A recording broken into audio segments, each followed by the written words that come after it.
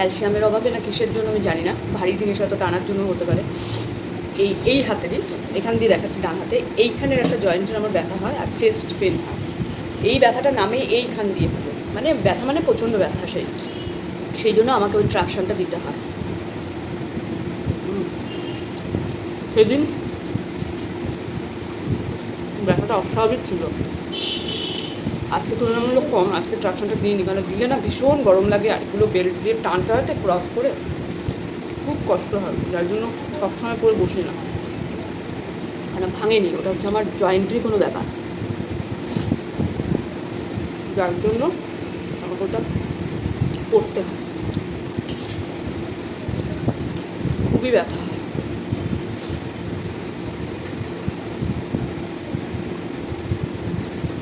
মানে ওটা পড়ে ঠরে চোট খাওয়ার জন্য না,